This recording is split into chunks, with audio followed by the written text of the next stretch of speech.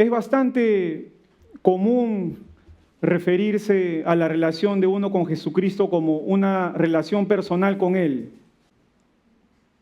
Ese es el lenguaje que es bastante común. De hecho, se ha vuelto una especie de enfoque típico para la gente. Normalmente conversamos así, tú cuando le compartes a alguien, le dices, tú tienes que tener una relación personal con Cristo, ¿no? Y si alguien dice eso, bueno, nosotros lo entendemos, ¿no? Yo entiendo a qué se refiere. Pero en la Biblia no vamos a encontrar el uso de este tipo de frase. Entonces, se me presentó la pregunta, ¿cuál es la naturaleza verdadera de la relación de un cristiano con Cristo? ¿Cómo entendemos la realidad espiritual de nuestra unión con Dios? Nuestra unión con Cristo. ¿Cómo entendemos eso? La Biblia nos ayuda al darnos una serie de analogías y vemos en la palabra que se refiere a la relación entre un creyente y el Señor. Esta relación entre el creyente y el Señor la podemos ver como una oveja con su pastor, también la vemos como un hijo con su padre, un súbdito y su rey, entre un siervo y su amo, e inclusive se refiere a esa relación como la relación entre un cuerpo y su cabeza. En el capítulo 15 de Juan podemos encontrar una de esas metáforas que son muy instructivas para que podamos definir nuestra relación con Jesucristo en terminología bíblica. Y esa es la relación entre los pámpanos y una vid. Una vid. Y dice, vamos a leerlo rápidamente, Juan 15, versículo del 1 al 8. Yo soy la vid verdadera y mi Padre es el labrador. Todo pámpano que en mí no lleva fruto, lo quitará. Y todo aquel que lleva fruto, lo limpiará, para que lleve más fruto. Ya vosotros estáis limpios por la palabra que os he hablado. Permaneced en mí y yo en vosotros. Como el pámpano no puede llevar fruto por sí mismo si no permanece en la vid, así tampoco vosotros si no permanecéis en mí. Yo soy la vid, vosotros los pámpanos. El que permanece en mí y yo en él, éste lleva mucho fruto, porque separados de mí, nada podéis hacer. El que en mí no permanece, será echado fuera como pámpano y se secará. Y los recogen y los echan en el fuego y arden. En el 7 dice, si permanecéis en mí y mis palabras permanecen en vosotros, pedid todo lo que queréis y os será hecho. En esto es glorificado mi Padre, en que llevéis mucho fruto y seáis así mis discípulos. Una bonita porción que dice Jesús es la vid verdadera, ¿no? Bueno, ya lo leímos, ahora vamos a entender la escena. Vamos a ver los dos primeros versículos y allí tenemos 4 identidades. Hay una vid, hay un labrador y hay 2 tipos de pámpanos. Es así, hasta ahí todo claro. No he dicho nada que esté alejado de la palabra. Y no hay misterio acerca de quién es la vid. Nuestro Señor dice, yo soy la vid verdadera. Jesús dice, versículo 1 y de nuevo en el versículo 5. No hay duda acerca de quién es el labrador, el que cuida de la vid y sus pámpanos. Versículo 1, mi Padre es el labrador. Y en el versículo 5 nuestro Señor dijo, vosotros los pámpanos. Él estaba hablando esencialmente a sus apóstoles. Vosotros sois los pámpanos. Pero también vemos en la palabra que hay 2 tipos de pámpanos. Hay pámpanos que permanecen y producen fruto, y hay pámpanos que no permanecen, no producen fruto, son cortados, se secan y son quemados. Arden. Hermanos, es bonito a veces entender la palabra e identificarnos, ¿no? Entonces, nosotros somos las ramas, nosotros somos los pámpanos. Nuestra función es llevar los frutos de la vid. vemos 6 veces la palabra permanecer en estos 8 versículos. El mandato es permaneced en mí. Y bueno, acá también la traducción es la misma, en griego es meno, que significa quedarse, permanecer. Entonces, sin unión con Cristo no hay vida. Y sin vida no hay fruto. Vamos a lo natural, más práctico. Si las ramas que están unidas de forma vital, y esta palabra vital lo quiero definir como lo relativo a la vida, lo que pertenece a la vida, entonces, esas ramas unidas de forma vital a un árbol frutal van a producir el fruto de ese árbol, ya sea limón, pera, lúcuma, pensé en la lúcuma porque están de temporada, etcétera. Porque esa es la naturaleza del árbol. El árbol produce conforme a su naturaleza. Entonces, si Jesús es la vid y nosotros somos las ramas, ¿cuál es el fruto que va a producir aquellos que están permaneciendo unidos de forma vital a Cristo? ¿Cuál va a ser ese fruto? Van a reproducir a Jesús.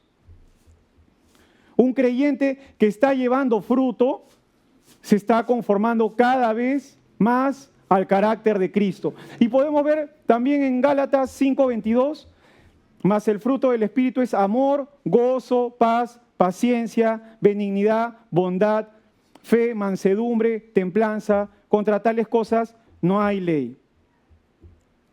Bueno, no todos los creyentes fructifican en el mismo grado. No todos damos la misma cantidad de frutos todo el tiempo. ¿Y de qué depende eso? De que permanezcan en la vid, en Cristo. Hermanos, en todo este pasaje no hay un solo mandamiento al creyente para que lleve fruto. El único mandamiento que se menciona en estos 8 versículos que hemos leído es permanezcan en mí. Porque si permanecemos en Cristo, vamos a llevar fruto. Así que el mandamiento no es llevar fruto, sino que es permanezcan en mí. Porque si permanecen en mí, por consiguiente, llevan fruto. Algo muy importante que quisiera recalcar, mencionar, resaltar, es que en este pasaje de Jesús, la vid verdadera, no menciona que el pámpano da fruto. Menciona que el pámpano lleva fruto. Nosotros llevamos el fruto de Cristo. La fructificación depende de nuestra permanencia en Jesús. Permanencia y fruto se repiten una y otra vez en estos pasajes. Están conectadas una con la otra. Entonces, hermanos, si queremos ser fructíferos, ¿qué tenemos que hacer? Permanecer en Jesús. Es bueno también mencionar que la palabra permanencia está en modo imperativo. Esto quiere decir que se trata de un mandato, no de una sugerencia, una recomendación. Es un pedido que se nos hace, que se les hizo a los discípulos y hoy el Señor nos lo está haciendo a nosotros. En pocas palabras, aquel que no está permaneciendo en Jesús está desobedeciendo. Es un mandato. Por otro lado, el tiempo del verbo que aparece en la palabra nos indica que se trata de algo que debemos hacer activa e intencionalmente. Hermanos, un creyente genuino, un creyente de verdad, debe permanecer en Cristo. Esto podemos traducirlo en mantenerse en comunión y dependencia de Jesús de forma permanente todos los días, a cada momento, cuando estamos despiertos, es en pocas palabras. Recordemos que esta alegoría, la que acabamos de leer, Jesús se le está diciendo a sus discípulos antes de ser crucificado. Es decir, Jesús sabía que los discípulos estaban en Cristo y lo que estaban haciendo era dando una indicación para que permanezcan en Él. Entonces, hermanos, esta mañana nosotros tenemos que estar seguros también que estamos en Cristo para poder permanecer. Ese es el orden. Yo no puedo permanecer en un lugar que no estoy. Y les quiero contar, en varias ocasiones he ido a visitar a mi hermana menor, ella vive fuera de Perú, y cuando yo llego al destino, llego al aeropuerto, y me comunico con mi hermana, y mi hermana me dice, Jensen, espérame en la puerta 5, ahí voy a llegar. Y así ella tarde por el tráfico u otra eventualidad, me va a encontrar en la puerta 5. Me va a encontrar porque sabe que llegué, porque sabe que estoy en ese lugar y porque sabe que he permanecido. Al igual hoy nosotros, hermanos, tenemos que estar seguros que estamos en Cristo, unidos a Él en la fe. Los discípulos no querían separarse de Jesús, porque ellos habían estado al lado de Jesús y sinceramente creo que los entendemos, ¿no? Habían vivido el gozo que era estar cerca de Él. David decía que en la presencia de Dios hay plenitud de gozo, delicias a su diestra. Pero ante esta partida de Jesús de la tierra, había una esperanza para los discípulos. Era el mandato de que permanezcan en Jesús y Él permanecerá en ellos. Al igual nosotros, esta mañana. Entonces, viene la pregunta, ¿no? ¿Cómo permanecemos en Jesús? ¿Cómo ponemos en práctica la enseñanza de hoy? Yo quisiera mencionar 2 elementos fundamentales para permanecer en Cristo. Podríamos hablar de varios más, pero estos 2 considero que son muy importantes y muchos de ustedes seguramente lo saben. El primero es su palabra, algo que puede ser muy conocido, bien sabido por la mayoría de creyentes, pero que muy pocos ponemos en práctica de forma frecuente. Dice en Juan 15:7, si permanecéis en mí y mis palabras permanecen en vosotros, pedid todo lo que queréis y os será hecho. Entonces, hermanos, según Cristo mismo, permanecer en Él es sinónimo de permanecer en su palabra. Es necesario conocer a Cristo para permanecer en Él. Y pensaba por el hecho de no tener un examen de conocimientos de la palabra, no significa que no debamos leer, porque si yo les digo el próximo domingo vamos a hacer 5 preguntas de los 5 primeros capítulos del Evangelio de Mateo, más de la mitad va a leer Mateo, para no pasar vergüenza, ¿no? Pero eso es para los hombres y para el Señor.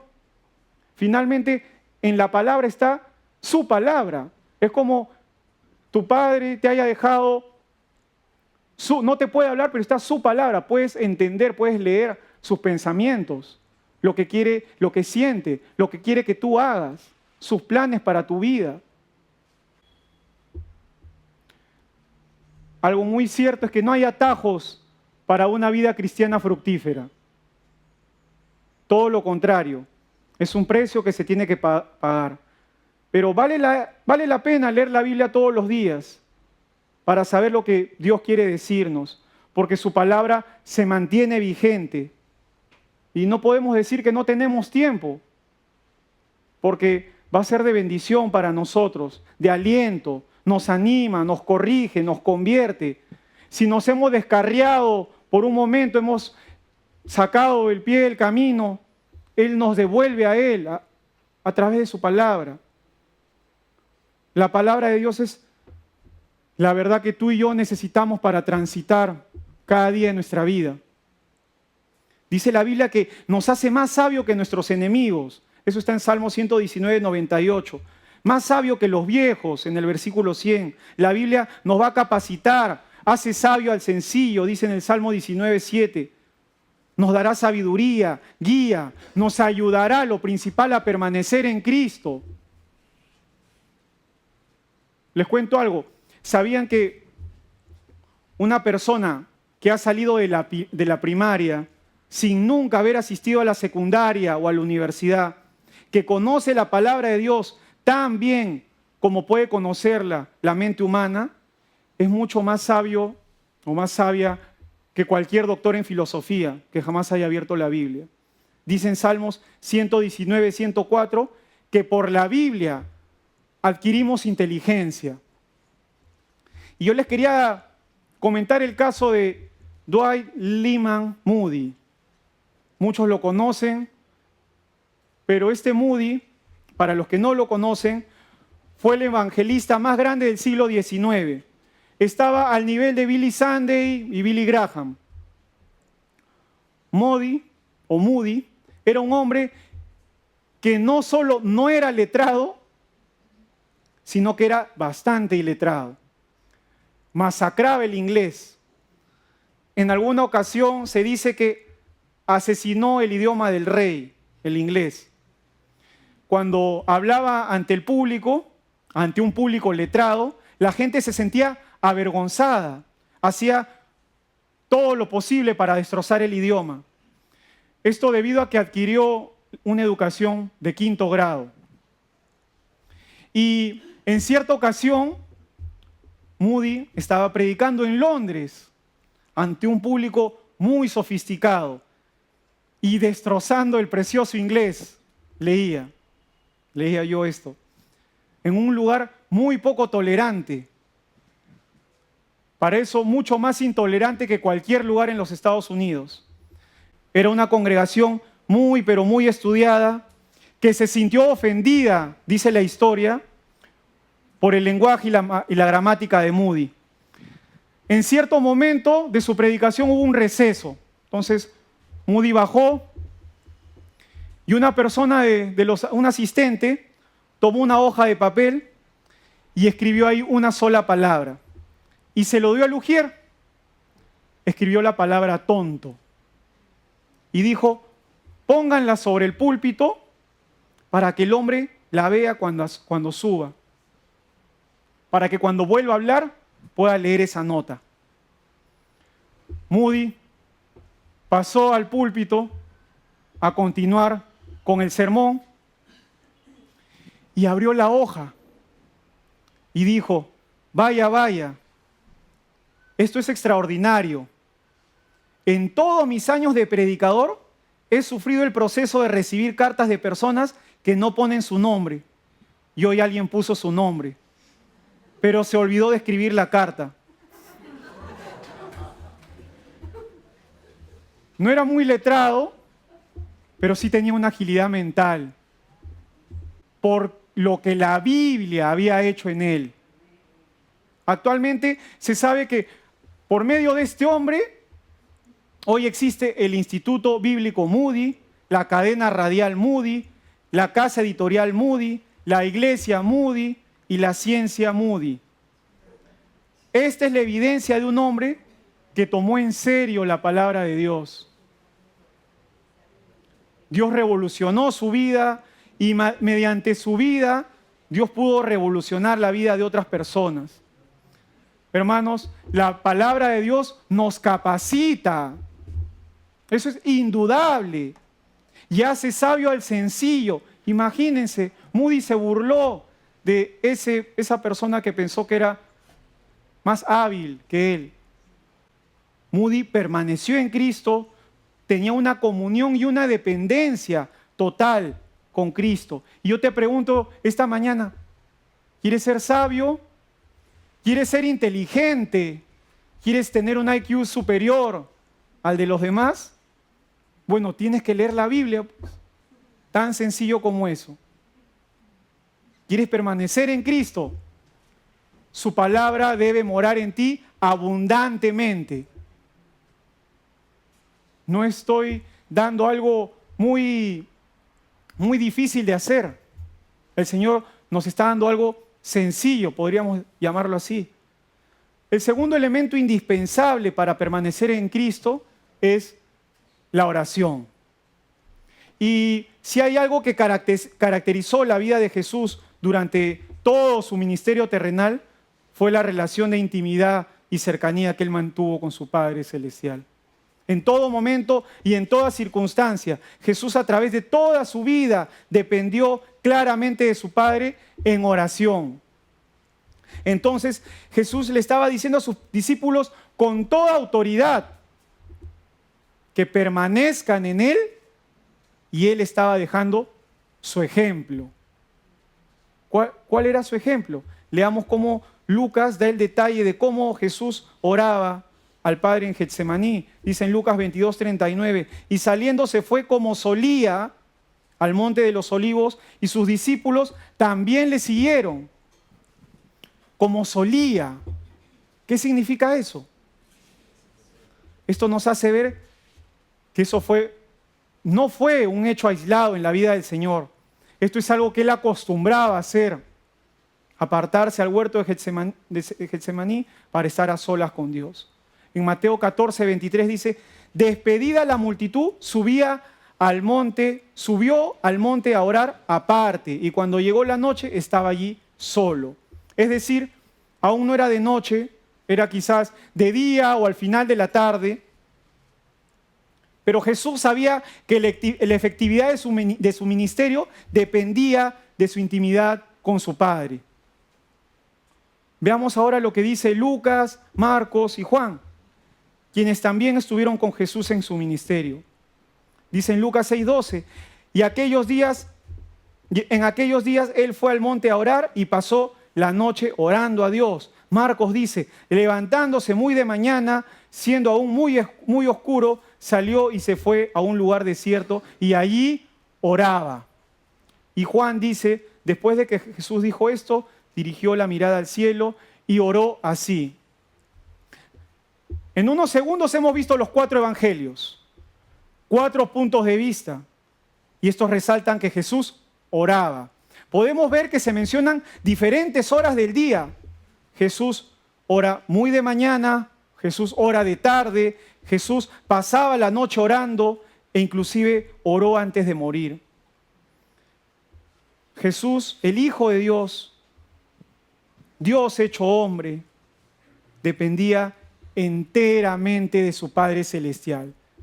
¿Qué tal si juntamos a 4 personas para que vivan contigo por 3 años y después escriban algo que te caracterice? ¿Estaría la palabra orar? ¿Estaría la palabra leer la Biblia?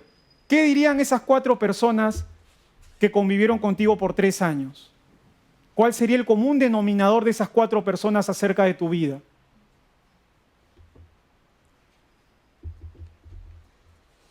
¿Qué momento del día lo usamos para orar? ¿Temprano en la mañana? Algunos quizás me dicen, no, al mediodía, en la tarde, en la noche, madrugada, o sencillamente no oramos.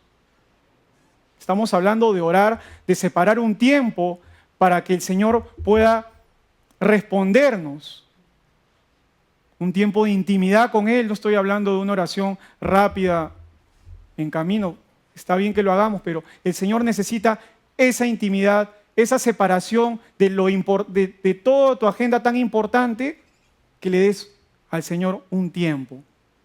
Nosotros, hermanos, libramos batallas todos los días y las vamos a librar de rodillas. Sin orar no hay victoria. La oración es la única arma que abre los cielos para bendecir a sus hijos. Y algo personal les quería contar. Muchos saben que hace 15 días falleció mi papá. Él estuvo 16 días en cuidados intensivos y durante todo ese tiempo yo no podía hacer nada por él. Las visitas eran restringidas, no podía cocinarle algo, no podía conversar con él, no podía él decirme algo que necesitara. Yo solo podía orar por él, nada más. ¿Y saben qué? Orar por él me daba paz y tranquilidad en esos momentos difíciles, porque nadie quiere tener un ser querido enfermo ni en el hospital sin poder visitar. Pero eso me daba a mí paz, orar. Hermanos, sabemos hasta aquí que debemos permanecer en Jesús para tener una vida cristiana fructífera. De la misma manera que las ramas de la vid deben permanecer en la vid, las ramas, hemos visto también que esa permanencia puede ser definida como mantenernos en comunión con Jesús y en dependencia total, momento a momento, día tras día, de manera que la palabra y la oración son dos elementos indispensables para esa permanencia. Si tú quieres permanecer en Cristo, no hay otra opción, que tú tienes que leer la palabra, tienes que orar. Si tú quieres permanecer pegado a Cristo, tienes que hacer eso. Debemos depender de Jesús, desde que nos levantamos por la mañana hasta que nos acostamos en la noche. Y voy a citar algo que decía Dwight Moody, otra vez, porque bastante leí de él para preparar esta enseñanza. Y Moody decía que debemos ver el rostro de Dios cada mañana antes de ver el rostro de los hombres. Si tienes tantas cosas que hacer que no te queda tiempo para orar, créeme, tienes más cosas de las que Dios desea que tengas.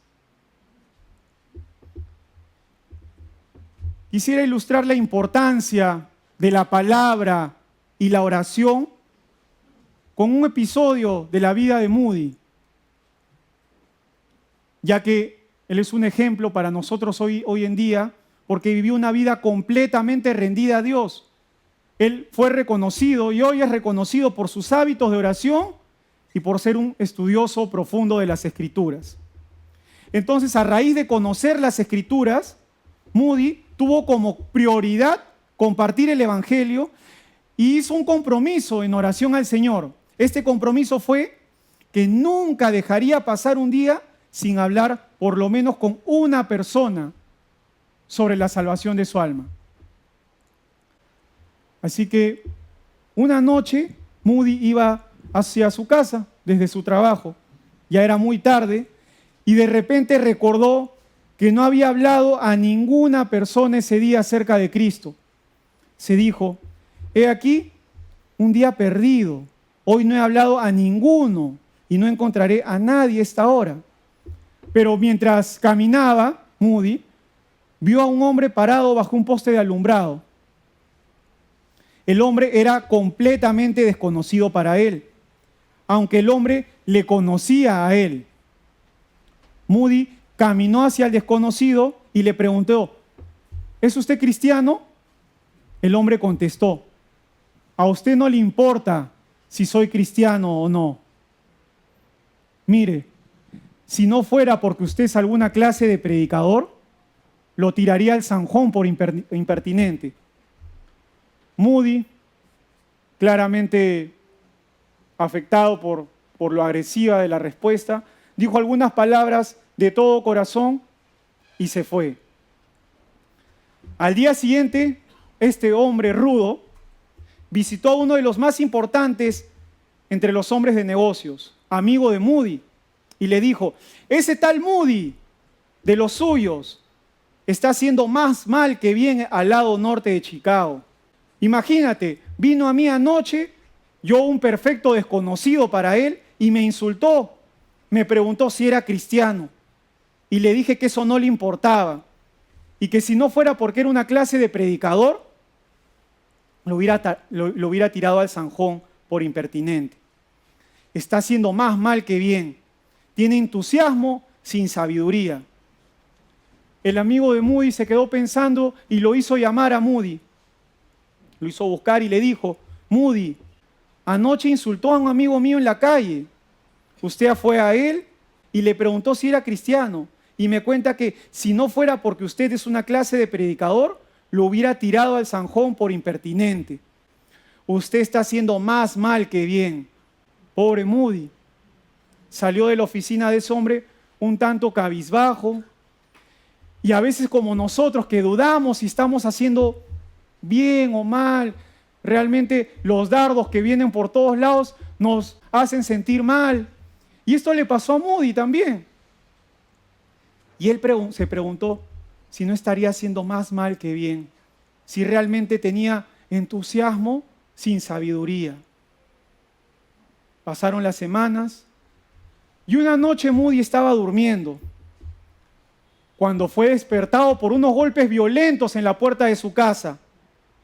Saltó de la cama Moody y se precipitó a la puerta. Pensó que había un incendio y tenían que romper su puerta.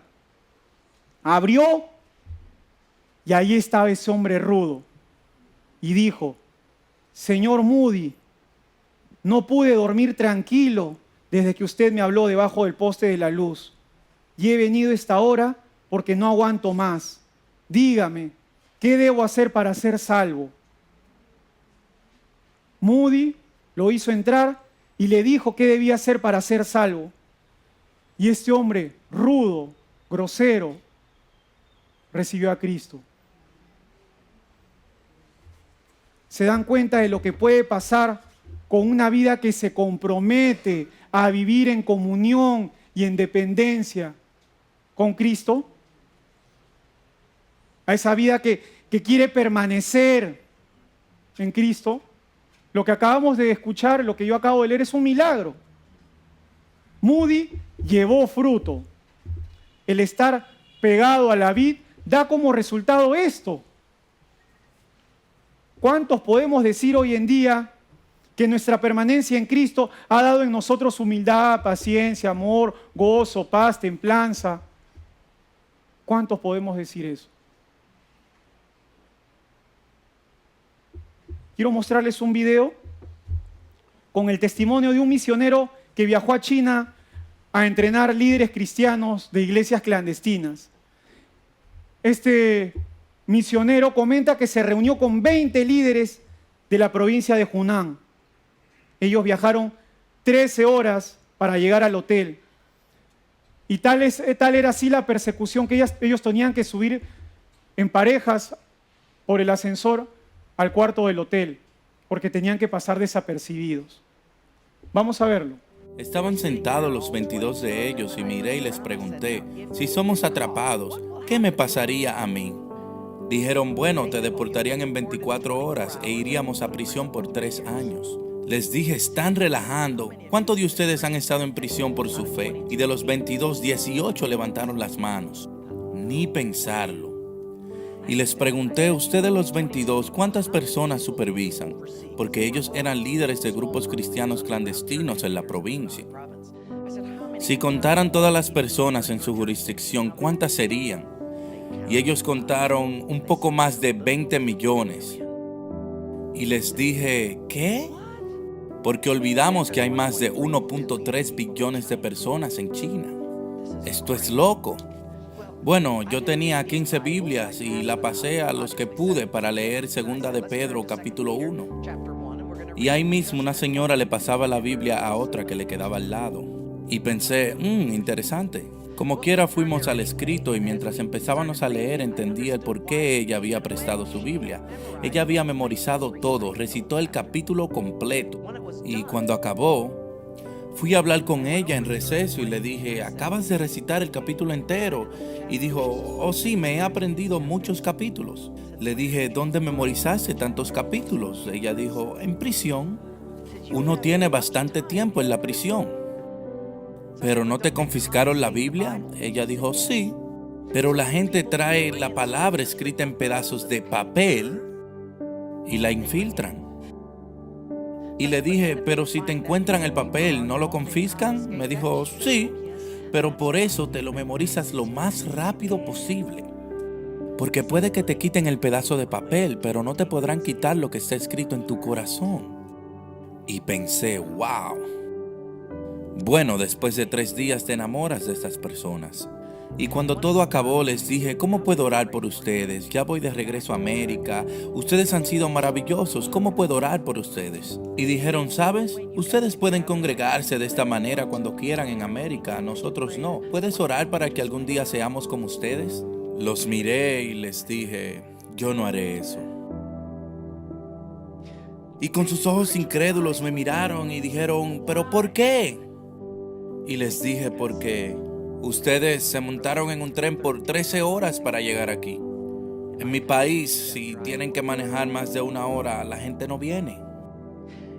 Ustedes se sentaron en un piso de madera por 3 días.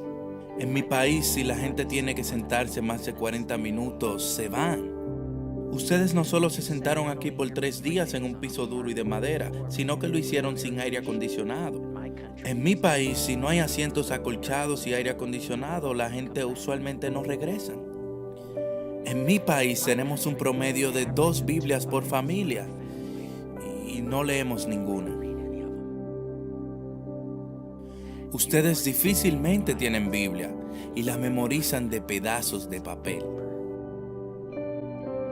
Yo no voy a orar para que ustedes sean como nosotros, pero sí voy a orar para que nosotros seamos como ustedes. Nuestros hermanos en China son perseguidos, van a la cárcel por su fe, no tienen Biblias libremente, congregan a escondidas, pero aún así, ¿qué hacen ellos? Permanecen unidos a Cristo. Probablemente esta mañana más de uno cree en Dios, pero no está permaneciendo en Cristo. Porque no hay una comunión íntima, no hay dependencia, no hay lectura de la Biblia, no hay oración. Y dice la palabra, versículo 5 del capítulo 15 de Juan, yo soy la vid, vosotros los pámpanos, el que permanece en mí y yo en él, este lleva mucho fruto, porque separados de mí, nada, ni siquiera un poquito, nada podemos hacer.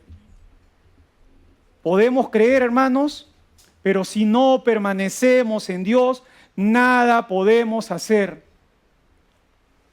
¿Por qué creen que nuestros hermanos en China pueden vivir de esa manera que a nosotros nos puede atemorizar? Ellos pueden hacerlo porque están pegados a la vid, llevando fruto. Hoy quizás no tenemos ese grado de peligro. No tenemos a tal cantidad de personas enseñando la palabra. No tenemos que memorizar la Biblia por temor a que sea confiscada.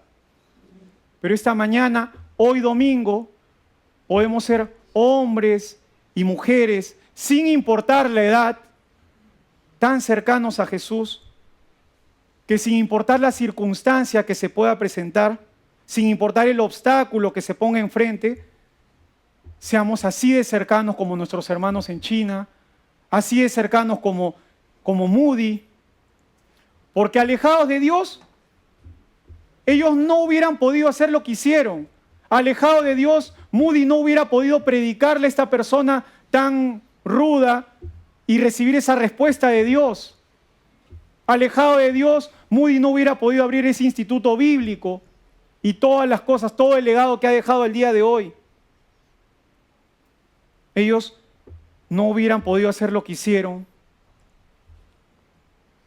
Y eso es un hecho sin el Señor.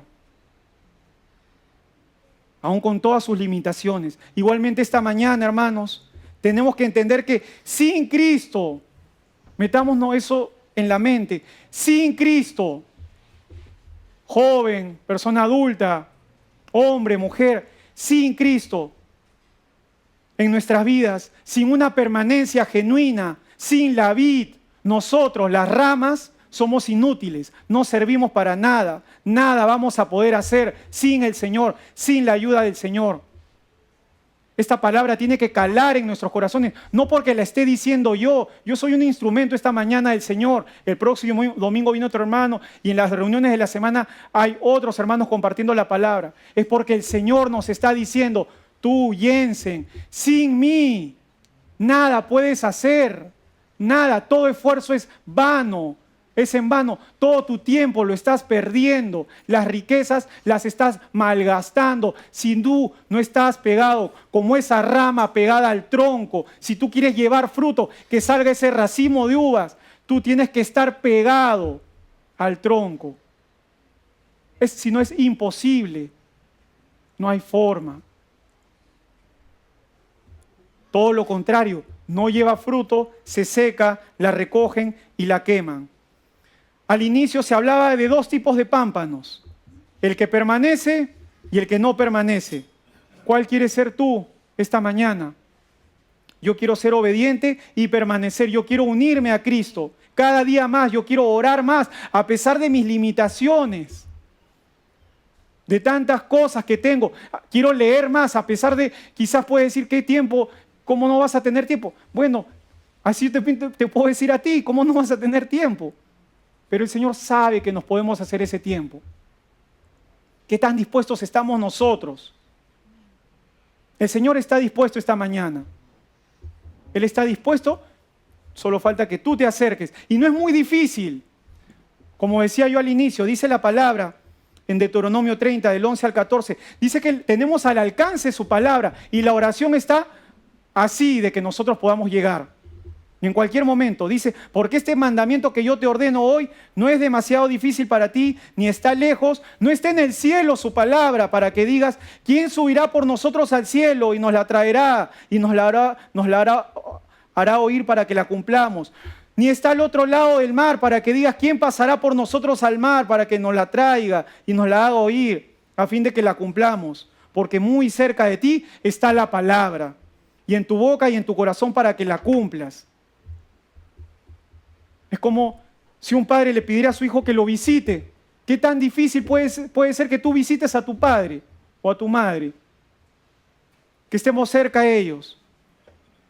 Solo eso para que te bendiga, para que heredes grandes y preciosas promesas.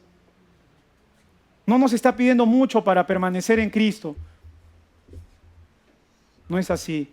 Él está cerca de nosotros, su palabra está cerca de nosotros, la oración está cerca de nosotros. Vamos a cantar una canción y podemos hacer esa consagración, todos nosotros, todos.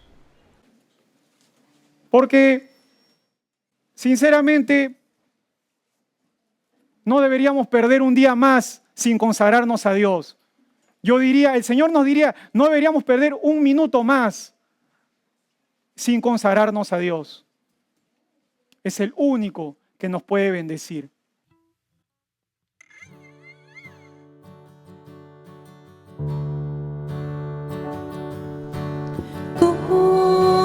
Consagrarme todo entero, alma, vida y corazón.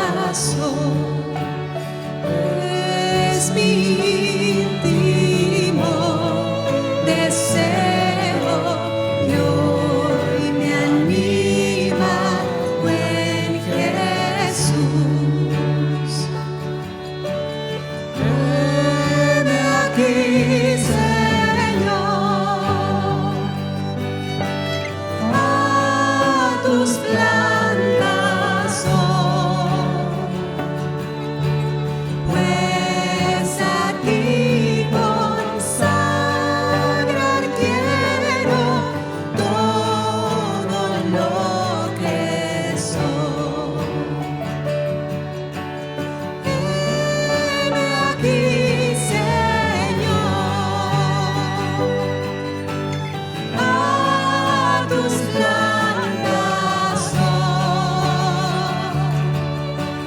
pues a ti consagrar quiero todo lo que soy.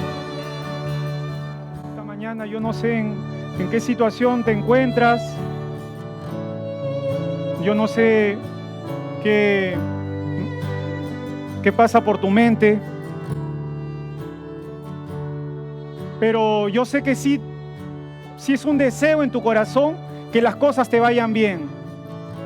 Es un anhelo tuyo que no solo a ti, sino a tu familia, a tus hijos, a tu descendencia. Y la única forma que tú tienes para ser bendecido es que tú permanezcas en Cristo. Que esta mañana tú puedas hacer esa consagración, ese compromiso, que dediques tu vida al servicio del Señor y pueda haber un resultado a esa decisión. No es difícil lo que nos está pidiendo, ya lo leímos. Tenemos la palabra en nuestras casas, acá podemos pedir una Biblia, tenemos la oración tan cercana. Solo falta que nosotros hagamos ese compromiso de consagrar nuestra vida a Él, dejando de lado toda cosa que esté impidiendo ese acercamiento a Él.